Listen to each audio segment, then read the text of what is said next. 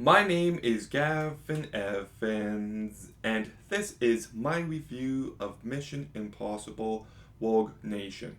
And this review will have spoilers, so there's your warning. But let's begin by talking about the cast, and Tom Cruise is truly incredible in these movies. Like, he brings so much personality and likability to Ethan Hunt, and I love how he's a badass, he's cool, he's hilarious. He just elevates these movies in every sense, but he also does his own stunts. He held onto an airplane from the outside. That water stunt, he actually did. Like, that is just crazy to me. And this franchise wouldn't be half of what it is without him. Like, this is a movie star, and he shows it and proves it every single time. But then we've got Rebecca Ferguson, who I thought did a great job. Elsa Faust is such a fantastic addition to this franchise. She's a badass, she has plenty of personality, and she's a really complex character. You never know what she's going to do next, and as a result, you're on edge throughout the entire movie. And I just hope this franchise knows how great of a character she is, because it would be a shame if she got replaced and killed off in a future movie. But thankfully, they will never do something that foolish. Right? Right? I'm still pissed about that. Simon Pegg also does a really great job. He just brings so much likability and personality to Benji, and he just elevates this character in every sense. Jeremy Renner, I miss him in these movies. I wish he was in the next couple, because I really do think he stands out here and he does a great job.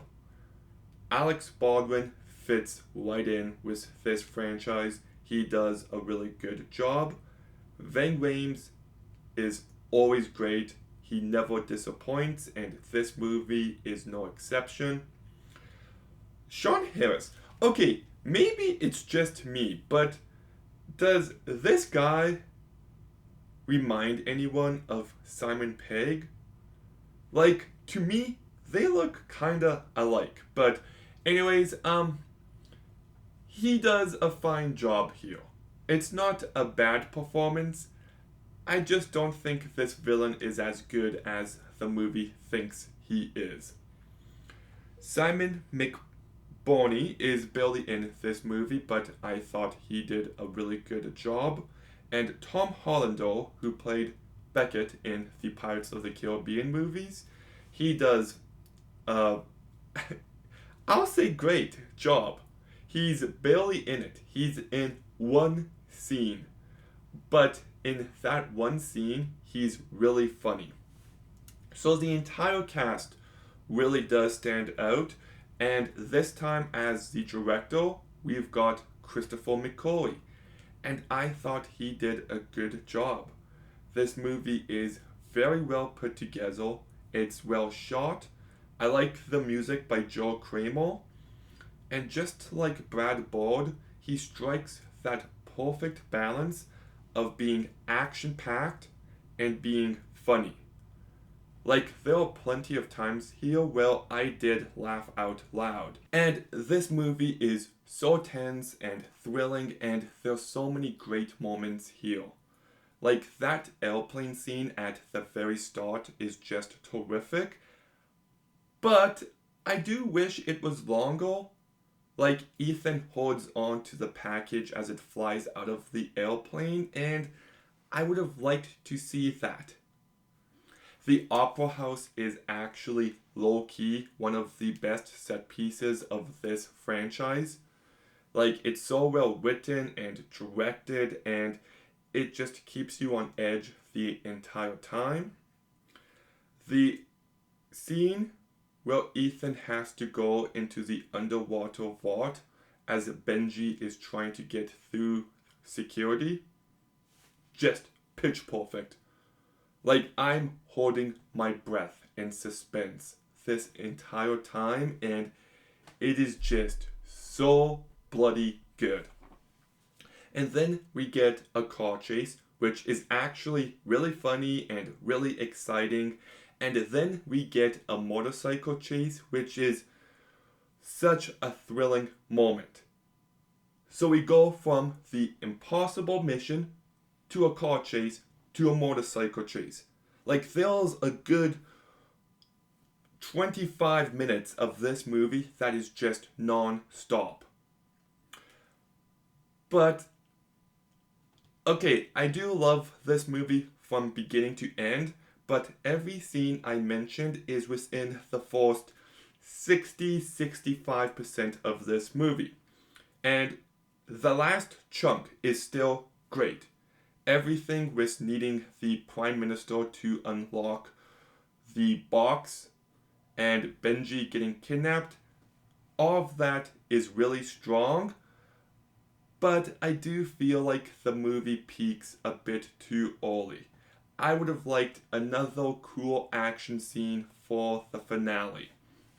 Because anytime I rewatch this movie, after Ethan crashes his motorcycle, I know it's never going to get that good again. And yes, Ghost Protocol peaks early with the Dubai scene as well, but that parking garage fight scene is still a really strong note to end the movie on. And I would have liked something like that here. So that's my big issue with this movie. The plot is engaging. I do like how there's a whole element of who can you trust, who shouldn't you trust. And I do like how this movie is about how everybody is just a pawn in their system. Everybody gets screwed over. But I am not the biggest fan of this villain. He's fine. He's serviceable. But they keep hyping him up to be this mastermind. And Ethan is like, no, he knows we would do this. He is 2 steps ahead of us. And I just don't get that impression from him. Like, he's fine. He's just not as big of a threat as they made him out to be. But I still love this movie from beginning to end. The cast does a great job. The movie is incredibly well directed. There are some truly terrific scenes here. And the movie is also very funny. I just wish there was another big action set piece in the last chunk of the movie. And I do wish the villain was a bit better. But that said, I'm still going to give Mission Impossible Rogue Nation an 8.5 out of 10. Okay, have you seen Mission Impossible Rogue Nation? What did you think?